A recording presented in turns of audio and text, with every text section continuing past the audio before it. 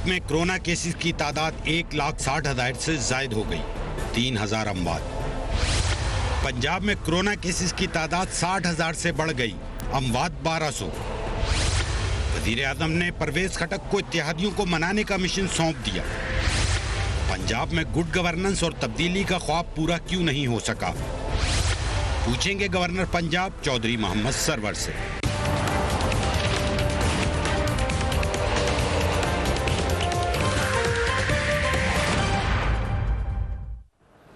And a very warm welcome to the show. Pakistan इस वक्त बुरी तरह कोरोना की लपेट में आ चुका है। केसेस की तादाद रोज बरोज बढ़ती चली जा रही है। अवाम इस वक्त कोरोना के रहमो करम पर दिखाई देते हैं, खास तौर पर पंजाब जहां कोरोना केसेस तमाम सूबों से ज्यादा हैं, आबादी भी ज्यादा है। सूबे के तमाम बड़े बड़े शहरों में कोरोना फैलता चला जा रहा है, जिसकी वजह से लाहौर, मुल्तान, फैसलाबाद और रावलपिंडी समेत कई शहरों की बड़ी बड़ी आबादियों को सील करना पड़ा है। अवाम एहतियाती तदबीर पर अमल करने के लिए तैयार नहीं है। हुकूमत अवाम को कोरोना के खतरात से आगाही देने में बिल्कुल नाकाम दिखाई देती है। हुकूमती वज़रा में फ्रस्ट्रेशन वाज़े है। कभी वज़ीर सेहत का कोई बयान है जिसमें नज़र आता है कि फ्रस्ट्रेटेड है, कभी किसी और की तरफ से ये इल्ज़ाम होता है कि अवाम ही कसूरवार है। मगर एक शख्सियत ज़रूर थी जो हमें शुरू से वार्न कर रही थी, इसी गवर्नमेंट का हिस्सा है, गवर्नर हैं, governor Punjab. Very warm welcome to you for joining us. जब से ये मामला शुरू हुआ है, गवर्नर साहब वार्न भी करते रहे, अपनी गवर्नमेंट पे जिस हद तक तनकीद कर सकते थे वो भी की या तनबीह ज़रूर की। आई मस्ट से दैट हमारे पिछले प्रोग्राम में भी जब गवर्नर साहब यहाँ मौजूद थे उस वक्त भी उन्होंने कहा था कि इस मामले को संजीदगी से लें। रिपोर्टर्स को भी ये बात कहा। सो गवर्नर साहब, I must admit, Chaudhry Sarwar साहब हमारे साथ मौजूद हैं, कि आप तो कह रहे थे ये बात, सो इट सीम्स लाइक कि यू हैड एन आइडिया, लेकिन जब मीडिया या दीगर लोग कह रहे थे तो आप क्या समझते हैं कि आपकी गवर्नमेंट में इतनी ज़्यादा संजीदगी नहीं थी इस हवाले से? देखें, सबसे पहले तो मैं समझता हूँ कि हम सब ने इस बीमारी को संजीदगी से नहीं लिया। पाकिस्तान के अवाम, ब्लेम नहीं मैं करता, पाकिस्तान के अवाम ने इसको संजीदगी से नहीं लिया। बहुत से लोग हमें ख़ुद कहते रहे जब हम उनसे बात करते थे कि मैटर बहुत सीरियस है, खुदा के लिए इसको सीरियस लें, ये आउट ऑफ कंट्रोल हो जाएगा, हमारे हस्पताल जो हैं वो प्रेशर नहीं ले सकेंगे। अब नंबर ऑफ़ पेशेंट्स जो हैं वो इंक्रीज़ हो रहे हैं, नंबर ऑफ़ डेथ्स इंक्रीज़ हो रही हैं, और जिन लोगों ने फ्रंट लाइन पे ये जंग लड़नी है, जिन्होंने लोगों का इलाज मुआवजा करना है, वो ख़ुद पेशेंट बन रहे हैं। नर्सेज जो हैं बीमार हो रही हैं, डॉक्टर्स अपनी जान से हाथ जो है वो खो रहे हैं। तो ये सारे चैलेंजेस जो हैं, it was written on the wall. लेकिन मैं हमेशा एक बात जो मैं समझता हूँ और जो मैंने शुरू से की है कि दुनिया में एक मुल्क जहाँ पर जो है लिटरेसी रेट बहुत ज़्यादा है, सिविलाइज्ड लोग हैं, पढ़े लिखे लोग हैं, वहाँ पर भी हमने ये देखा है कि प्यार से कानून पे वो अमल नहीं करते। सारी दुनिया में जज़ा और सज़ा का निज़ाम रखा जाता है। जब लोगों को कोई बात कही जाती है वो नहीं मानते तो उसको जुर्माने होते हैं, सज़ाएं होती हैं, कैद होती हैं, तो फिर लोग जो हैं रूल ऑफ लॉ जो है वो उसको तस्लीम जो है वो करते हैं। पाकिस्तान में भी मेरा पॉइंट ऑफ व्यू शुरू से था और अब भी है कि हमें SOPs पे अमल दरामद करने के लिए सख्ती जो है वो करनी चाहिए थी, करनी है। लेकिन इसमें मैं ये समझता हूँ कि सिर्फ हुकूमत को इसका ज़िम्मेदार ठहराना जो है, वो भी आपको मालूम है कि मैं तो स्ट्रेट टॉकर हूँ। अगर हम में कोई कोताही है तो मैं समझता हूँ कि जो भी लीडर होते हैं, जो भी हुकूमतें होती हैं, अगर कोई कोताही हो जाए तो उनको तस्लीम करने में कोई आर जो है वो नहीं जो है करना चाहिए। तो मैं ये समझता हूँ कि इसमें अगर हम देखें कि पाकिस्तान के अवाम का क्या एटीट्यूड था, सबसे पहले हम इसको ले लें। हम सामने कहते थे ये तो एक साजिश है, ये तो मसाजिद में बाजमात पाबंदी लगाने के लिए एक हवा जो है वो खड़ा किया जा रहा है। फिर ये कहते थे कि जी यहाँ तो यूएनओ से पैसे मिलने हैं, जितने ज़्यादा केसेस आप शो करेंगे उतने ज़्यादा डॉलर जो हैं वो बैनुल अक़वामी कम्युनिटी से हमें मिलेंगे। तो हम एक स्टेट ऑफ डिनायल में थे। लेकिन इसमें मैं एक बात जरूर कहूंगा कि शुरू से मैं अपने मीडिया को जरूर ट्रिब्यूट पे करूंगा कि हमारा मीडिया जो है इसने अवेयरनेस के लिए भी, इसने लोगों को मोटिवेट करने के लिए भी, लोगों को समझाने के लिए भी अपने रिसोर्सेज से, गवर्नमेंट की एडवर्टाइज पे नहीं, खुद ब खुद इनिशिएटिव लिए हैं जिसमें लोगों को जो है अवेयरनेस कैंपेन दी गई है कि अपने हाथ जो हैं वो बाकायदगी के साथ साबुन से धोएं, मास्क जो है वो पहने, सोशल डिस्टेंस जो है वो रखें। हम तो ये कहते, देखें मैं आज भी कहता हूँ कि आज भी अगर हम आज भी अपने तौर तरीक़ों को बदल लें और कोविड को सीरियस ले लें तो अब भी हम अल्लाह के फजलो करम से अपने जो चैलेंजेस हैं उन पे काबू पा सकते हैं। हमारी कम्युनिटी ने, हमारी कौम ने, ये आपने बिल्कुल सही कहा है एंड आई एग्री कि आप हर बात को मुंह पे ही कह देते हैं जो आपको लगता है कि सही है, गलत है। बट देन ये बात भी देखें कि जहां पर आवाम ने यकीनन बहुत ज़्यादा इरिस्पॉन्सिबिलिटी भी दिखाई, कुछ लोगों ने, सब लोगों ने नहीं, वहाँ पर हमें एक तासुर भी तो बनाया है, एक तासुर मुसलसल आ रहा था, गवर्नमेंट के हलकों से आ रहा था एट द हाईएस्ट लेवल कि हम बड़े फॉर्चुनेट हैं, हम चोजन वन हैं, हमें कुछ नहीं होगा, हमारे यहाँ मौत कम है। वो जो कंपैरिजन हो रहे थे, क्या उसने लोगों को ज़्यादा कंफर्टेबल स्पेस में नहीं डाल दिया जो उनको नहीं डालना चाहिए था? देखें, हुआ जो है इन रियलिटी में फ्री आपसे कहना चाहता हूँ, हुआ ये है कि जब शुरू में ये कोरोना आया तो हमने उसको जितना सीरियस था उससे भी ज़्यादा ले लिया। हमने लॉकडाउन भी कर दिया। फिर हमने मसाजिद में जुमा जो थे उन पे भी हमने आलमोस्ट तकरीबन, मेरा ख्याल था ये है कि लोगों को बिल्कुल कहा गया कि सिर्फ 5-4 लोग जो हैं जुमा पढ़ेंगे। और मुझे अच्छी तरह मालूम है कि तमाम पंजाब के उलमाए कराम ने मेरे साथ जो गवर्नर हाउस का लॉन है उसमें खड़े होकर सब ने कहा कि हम सब लोगों से ये गुजारिश करते हैं कि आप अपने घरों में रहें, नमाजें जो हैं वो आप अपने घरों में अदा जो हैं करें। और मस्जिदों में आपको मालूम है कि मुसलमानों का एक हमेशा ये रहा है, और हमारे, मेरे ख्याल में, ये मुझे नहीं, मैं आलम तो नहीं हूँ, लेकिन मुझे ये पता है कि जब भी कोई मुश्किल वक़्त आता है तो हमारे लोग जो हैं मसाजिद में अजानें जो हैं वो देते हैं। तो जब अभी चंद 100 अफराद भी मौत का शिकार नहीं हुए थे और चंद हज़ार लोग अभी पूरे मुल्क में कोरोना का शिकार नहीं हुए थे, तो मस्जिद में हम अजानें दे रहे थे, हम वहाँ पर जुमा की नमाज नहीं पढ़ रहे थे हमने।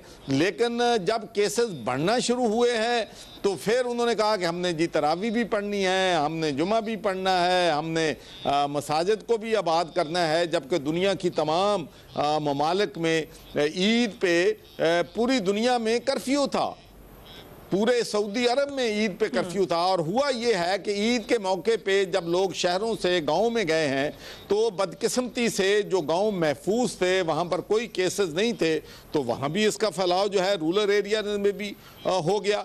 तो मैं समझता हूँ कि हमें इस पे कलेक्टिव रिस्पॉन्सिबिलिटी जो है एज ए नेशन लेनी चाहिए। और अब भी मैं ये कहना चाहता हूँ कि अब भी हम अगर अपना हुकूमत अपना रोल अदा करे, अपोजिशन जो है सियासत को छोड़ के इस वक्त इस बात पे आ जाए कि हम एक मुश्किल तरीन वक्त से गुजर रहे हैं।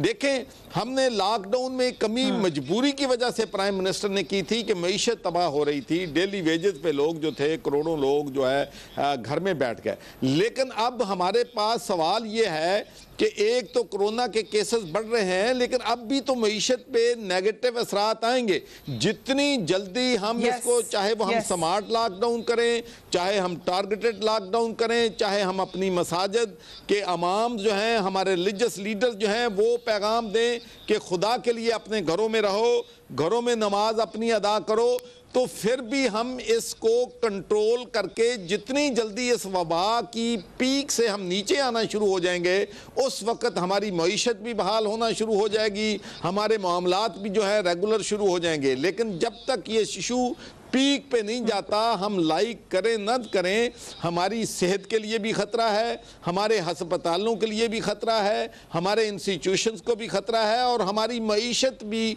अंडर स्ट्रेस रहेगी जब तक हम पीक के जाके निचली तरफ आना जो है वो शुरू नहीं करते। सो गवर्नर साहब, 1,60,000 केसेस हो चुके हैं पिछले एक हफ्ते से, रोजाना 100 से ज्यादा deaths every day it's happening now. So और WHO ने कहा, खासतौर पे पंजाब के हवाले से रिकमेंडेशन में, कि 2 वीक्स का आपको सख्त लॉकडाउन करना पड़ेगा, फिर खोलें फिर करें। सो ये कड़वी गोली निगलनी लेनी चाहिए गवर्नमेंट को, बजाय इसके कि सड़कों में खुदा नखास्ता है फिर करें। मेरा ख्याल है कि काफ़ी हद तक कड़वी गोली जो है वो ले ली गई है। जब प्राइम मिनिस्टर लाहौर आए थे तो मेरी उनसे प्राइवेट भी मीटिंग हुई थी, फिर एक मीटिंग हमारी जो है वो कमेटी की भी हुई थी, जिसमें प्राइम मिनिस्टर साहब जो थे, दो इश्यूज़ हैं मेरे। एक इशू तो ये है कि जहाँ कहीं भी ये कोरोना जो है ज़रूरत से ज़्यादा फैल रहा है, आउट ऑफ कंट्रोल है, वहाँ पर सख्त तरीन किस्म का लॉकडाउन होना चाहिए। फिर वहाँ पर अगर कोई मस्जिद है, चाहे मंदिर है, चाहे चर्च है, चाहे कोई इमाम बारगाह है, तो फिर वहाँ पर कोई किसी किस्म की भी वहाँ पर इकट्ठे होने की भी उस इलाके में इजाज़त जो है वो नहीं होनी चाहिए। और मैं आपको बताना चाहता हूँ कि अब लाहौर में, फैसलाबाद में, जितने जितने भी बड़े बड़े शहर हैं, जो भी हॉट स्पॉट हैं, तो वहाँ सख्त किस्म का लॉकडाउन जो है वो इंट्रोड्यूस कर दिया गया है। और दूसरा, लोगों को बताया जाए कि भाई नहीं, एनफ इज़ एनफ। अब जो दुकानदार SOP पे अमल नहीं करेगा, चाहे वो टारगेटेड एरिया नहीं है, चाहे वो रेड स्पॉट नहीं है, उसकी दुकान सील कर दी जाएगी। जो मास्क नहीं पहनेगा उसको जुर्माना होगा, जो सोशल डिस्टेंस नहीं रखेगा उसके साथ सख्ती से डील जो है वो किया जाएगा। और एक हम पेज पे आ जाएं, सबसे बड़ी ज़रूरी बात यह है कि चाहे हमारे उलमाए कराम हैं, चाहे हमारे रिलीजियस लीडर्स हैं, चाहे हमारी सिविल सोसाइटी है, हमारे वकला हैं, हमारी अपोजिशन पार्टियां हैं, हम सियासत करते रहेंगे, सियासत होती रहेगी। लेकिन अब सियासत का वक्त नहीं है, अब इस मुल्क को बचाने का वक्त है। खुदा न खास्ता अगर चीज़ें आउट ऑफ कंट्रोल हो गई, जैसा कि मैं पिछले 2 महीनों से वार्न करता रहा हूँ कि अगर हमारे नंबर ऑफ केसेस बढ़े तो अमेरिका जैसा मुल्क का सेहत का निज़ाम कोलैप्स हो गया था, बरतानिया का निज़ाम कोलैप्स हो गया था, इटली का निज़ाम कोलैप्स हो गया था। हमारे पास तो ना उन जैसे रिसोर्सेज हैं, ना उन जैसा हमारा सेहत का निज़ाम जो है वो मजबूत है। लेकिन अपने लिमिटेड रिसोर्सेज के बावजूद जहां आपको हुकूमत को क्रेडिट देना चाहिए वो ये है कि नंबर ऑफ टेस्ट जो थे, पहले हम पूरे पाकिस्तान में 4-5 हज़ार से ज़्यादा नहीं कर सकते थे, अब तकरीबन एवरेज 30,000 टेस्ट जो हैं हो रहे हैं। लेकिन उसकी कैपेसिटी जो है अब माशाल्लाह 50,000 से भी ज़्यादा है, और 1 लाख तक ये कैपेसिटी जो है चली जाएगी। क्योंकि सबसे ज़रूरी बात जो है, सबसे बड़ा काम जो है हमारा ये है कि मैक्सिमम नंबर ऑफ पीपल को हम टेस्ट करें, उनको फिर अगर जो पॉजिटिव आए उनको आइसोलेट करें, उन इलाकों को आइसोलेट करें, ताकि हम ये पीक से हम निचली तरफ देखें। ये बात बिल्कुल दुरुस्त है कि ये जो लॉकडाउन है ये मुकम्मल तौर पर बीमारी का खात्मा नहीं करता, लेकिन लॉकडाउन एक काम ज़रूर करता है कि उस फैलाव को रोक देता है, ताकि लोग या मुमालिक अपने इंतजामात कर लें और उनका सेहत का निज़ाम जो है वो इन चीज़ों का बोझ जो है वो उठा सके। राइट। गवर्नर साहब, we have to go on a break, उसके बाद वापस आते हैं। ये बात ठीक है कि लॉकडाउन कंप्लीटली ख़त्म नहीं करता बीमारी को, बट ये वायरस ऐसा है कि अगर ये ट्रांसफ़र ना हो तो अपनी मौत आप ही मर जाता है। इसलिए इंपॉर्टेंट है कि आप सोशल डिस्टेंसिंग भी करें और अगर ज़रूरत पड़े तो लॉकडाउन भी करें। Right after break.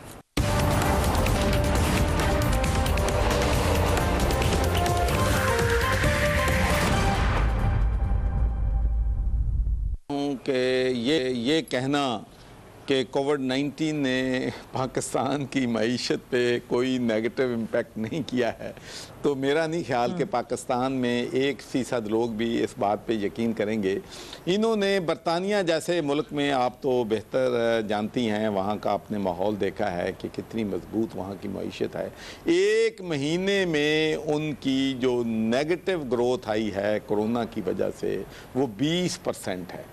तो पाकिस्तान में तो अगर मईशत का आप देखें कि तो जितने नेगेटिव असरात जो हैं डेवलप कंट्रीज़ में हुए हैं, उतने पाकिस्तान में मईशत जो है उस तरह की तबाही जो है यहाँ पर नहीं लाई। उसके अलावा ये बहुत ही मुश्किल तरीन बजट था इन हालात में कि जबकि मईशत हमारी जो है वो बहुत उसको नुकसान पहुंचा है, हमारी एक्सपोर्ट जो है उसको नुकसान पहुंचा है। और सबसे बड़ा नुकसान जो कि हम लोगों को अभी शायद नहीं महसूस हो रहा जो होगा कि हमारे बहुत से लोग जो एम्प्लॉयमेंट में थे, यूएई में थे, मिडल ईस्ट में थे, सऊदी अरब में थे, वो अनएम्प्लॉयड हो गए हैं, वो बेरोज़गार हो गए हैं, वो बेचारे इंतज़ार कर रहे हैं कि पाकिस्तान की हुकूमत जो है उनको पाकिस्तान वापस लेके आए। तो ये अगर एक लाख के करीब ये लोग हैं जो बेरोज़गार हुए हैं, अगर वो वापस आते हैं तो फिर उनको यहाँ पर भी उनकी एम्प्लॉयमेंट का इशू भी होगा, फिर वो जो डॉलर्स हमें भेजते थे उसमें भी कमी आएगी।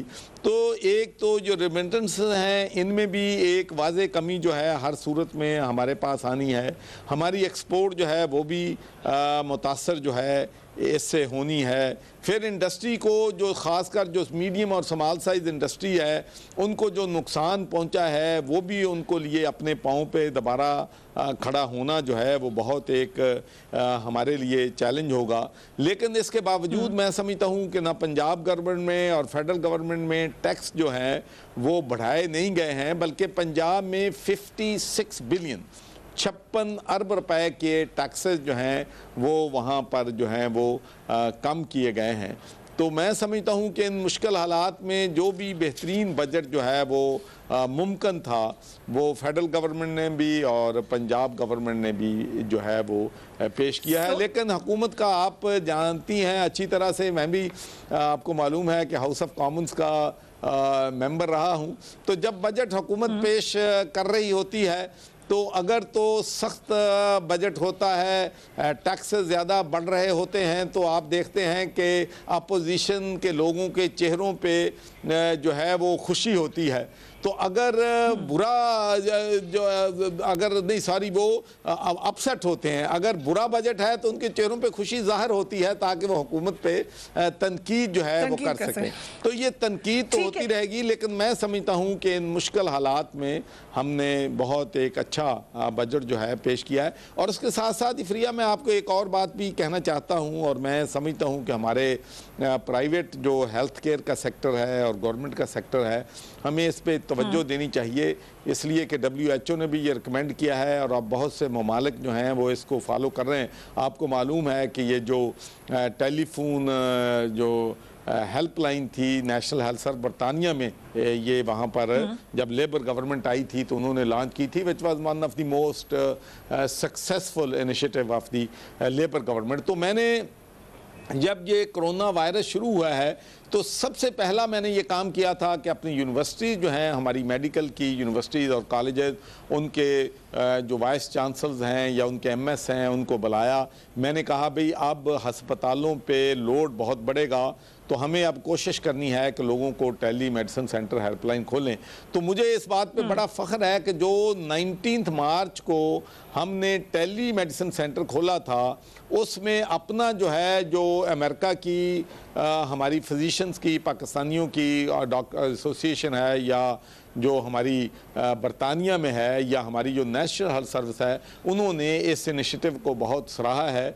और this is one of the most successful initiative in Pakistan with zero cost to the government. उसके साथ साथ ही फिर हमें ये मालूम था कि लोग जो हैं बेचारे राशन के उनके पास इश्यूज़ हैं, वो जो हैं वो बेरोज़गार हो गए हैं। तो आपको ये सुनकर खुशी होगी और सामीन को भी खुशी होगी कि हमारे मुखय्यर हजरात ने और हमारी जो NGOs हैं, हमने मिल के माशाल्लाह तकरीबन 450 करोड़ रुपए का राशन लोगों में तकसीम किया। हमने लोगों को सैनिटाइज़र तकसीम किए, हमने लोगों को मास्क दिए, हमने लोगों को मेडिकल इक्विपमेंट दिए, हमने जेलों तक हाथ धोने का साबन, कपड़े धोने का साबन और मास्क अप्लाई किए। तो मैं समझता हूँ कि इन हालात में हमारे NGOs का और हमारी बिज़नेस कम्युनिटी का, जबकि उनके बिजनेसेस बंद पड़े हैं, लेकिन वो इतना ख्याल करते हैं कि माशाल्लाह उन्होंने इतनी बड़ी जो है अमाउंट जो है वो इन गुड काजेज़ के लिए, जो भाई हमारे मुश्किल में हैं, मुस्तक अफराद हैं, उनकी मदद के लिए ये काम किया है। It's very interesting to know। आप गवर्नर साहब थोड़ी सी इजाज़त के साथ थोड़ी सी आपसे टफ क्वेश्चन होने लगे माजरत के साथ पहले ही। ये बात मैं पहले भी कह चुकी हूँ कि अभी आपने कहा अपोजिशन का काम ही अपोजिशन करना है, but you are not like that, right? आप जब लेबर पार्टी में थे तो आपने लेबर पार्टी की जो बात बुरी लगी उसको भी क्रिटिसाइज़ किया, वॉर के खिलाफ थे आप, तो आपने खुलकर कहा। पाकिस्तान में हमने ये देखा है कि आपने वो पार्टी छोड़ दी जिसको आपको लगा कि ये गलत है और आपने ये पीक पे छोड़ी, अपनी पोजीशन छोड़ी। सो अब जब आप अगेन देन वी नो कि आप नहीं पार्टी की लाइन टो करेंगे ऐसे, we don't expect that from somebody like you. So जब उस्मान बुज़दार साहब की जानिब से ज़बानी अहकामात पर शुगर मिलों को चीनी की बरामद के लिए 3 अरब की सब्सिडी पर एक्शन के खिलाफ हम आवाज़ क्यों नहीं सुनते गवर्नर साहब आपसे? शरीफ खानदान की करप्शन पे तो सुनते थे, व्हाई नॉट ऑन दिस? नहीं, मैं आपसे अर्ज करना, देखें, ये पाकिस्तान की तारीख में पहली दफ़ा हुआ है कि अगर किसी ने कानून को तोड़ा है, कानून का एहतराम नहीं किया है, चाहे वो गंदम की प्राइस जो है, चाहे वो आटा की प्राइस है, चाहे वो चीनी की प्राइस है, तो हुकूमत ने एक इम्पार्शल इंक्वायरी जो है वो करवाई है। नंबर 1, ये मेरा ख्याल है पहले ऐसे कभी नहीं हुआ। और मैं आपसे ये बात भी शेयर करना चाहता हूँ कि टोटल सब्सिडी जो है पिछले 5-6 सालों में 29 अरब रुपए की सब्सिडी दी गई है और तहरीक इंसाफ के दौरे हुकूमत में सिर्फ 2.6 बिलियन रुपीस की सब्सिडी दी गई है।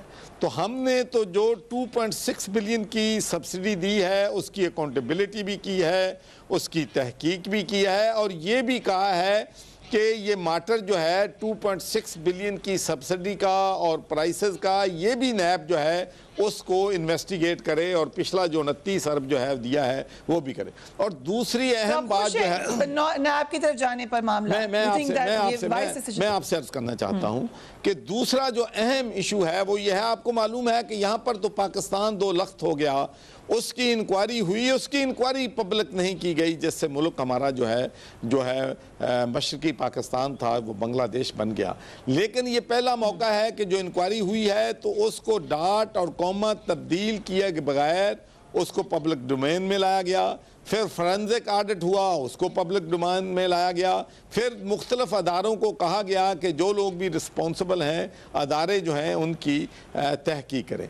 तो मैं समझता हूँ कि इस बारे में हुकूमत ने जो है बहुत पॉजिटिव जो है वो स्टेप्स लिए और बहुत मुश्किल स्टेप्स लिए। मैं आपको ये भी बताना चाहता हूँ कि किसी भी हुकूमत से जो पावरफुल लोग हैं उनसे जो है मुकाबला करना या उनको टेक ऑन करना ये आसान काम नहीं होता। ये बहुत जो लीडर बहुत ही मजबूत हिसाब का है वही ऐसे इनिशिएटिव और ऐसे फैसले कर सकता है। Right, we have to go on a break governor साहब, उसके बाद बात करेंगे इस शुगर के ऊपर जो रिपोर्ट आई है उसके हवाले से भी और कुछ जो एलाइज आपके नाराज हो रहे हैं उनके हवाले से भी, राइट आफ्टर ब्रेक।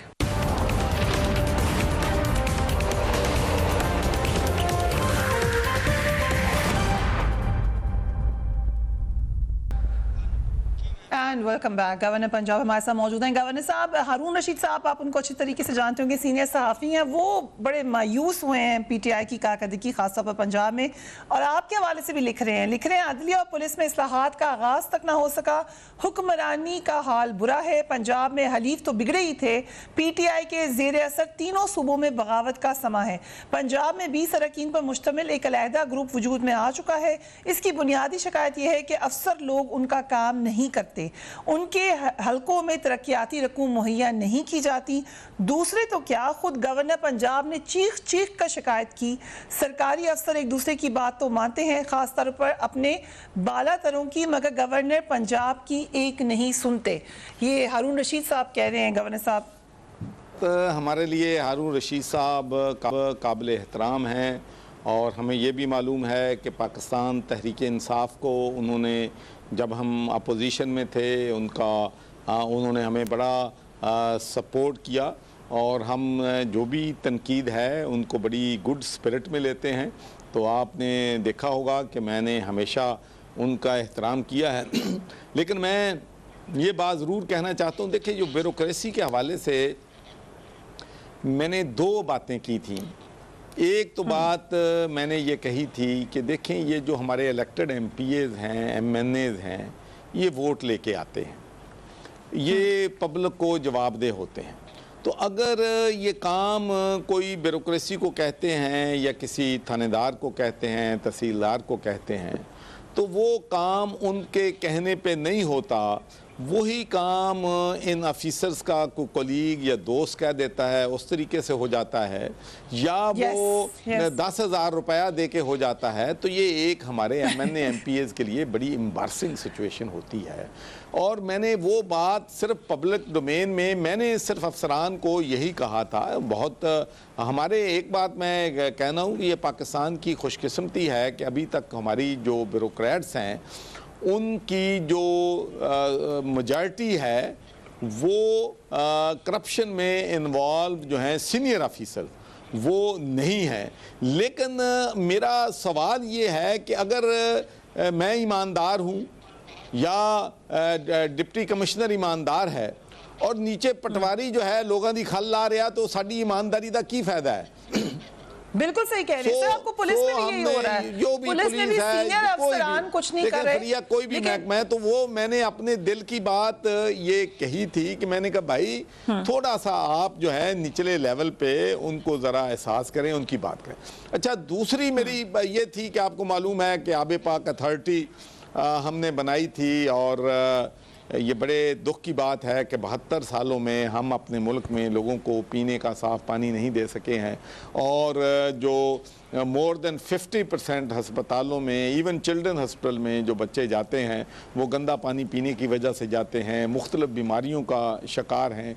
इसलिए कि मैं चूँकि 2 अस्पताल भी चार्टी के चला रहा हूँ और हम पीने के साफ पानी में भी काम कर रहे हैं, तो उस मामले में भी तकरीबन 1.5 साल जो है मेरा टारगेट ये था हुकूमत में आने के बाद कि मैं 2 करोड़ लोगों को पहले साल पीने का साफ पानी जो है वो दूंगा।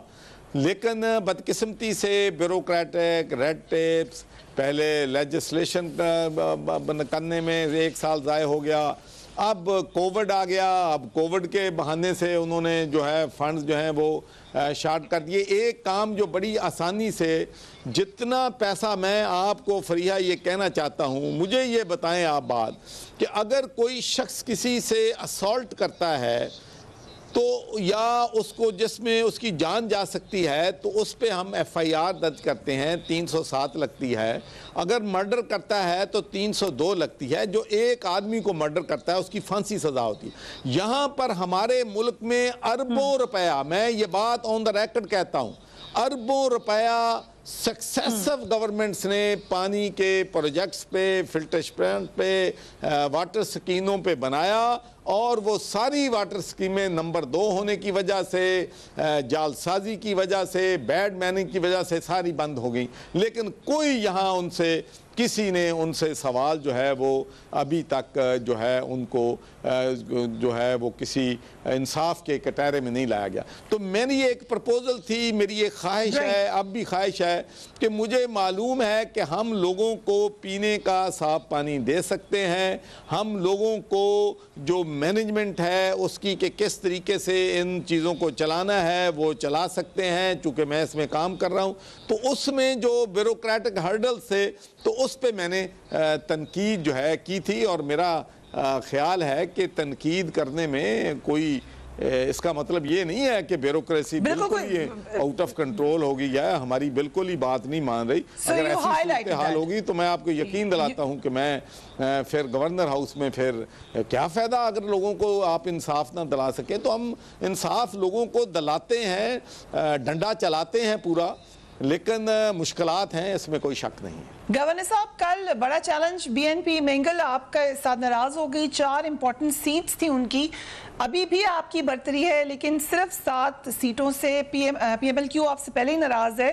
पंजाब का हाल बताएं, वहां पर आपके ख्याल से आपके कोई और पार्टी भी फॉलो कर सकती है BNP को? इंशाल्लाह पंजाब में कोई इशू नहीं है। आप देखेंगे कि बड़े कंफर्टेबल मेजॉरिटी से बजट हमारा पास हो जाएगा। वहाँ पर हमारे इत्तेहादी जो हैं बिल्कुल हमारे साथ हैं कोई इंशाल्लाह मेरा अपनी जो सोच है, मैं ये कहना चाहता हूँ कि इंशाल्लाह ना पंजाब में हमें कोई किसी किस्म का ख़तरा है, ना हमें इंशाल्लाह मरकज़ में किसी किस्म का ख़तरा है।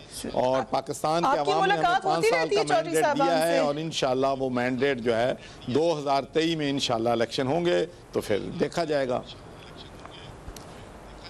Right, thank you so much. Governor Punjab हमारे साथ मौजूद है, खासतौर पे कोविड-19 के हवाले से उन्होंने अहम बातें बताई। Do give me your feedback. अपना और अपने घर वालों का ख्याल रखिए। अल्लाह हाफिज़।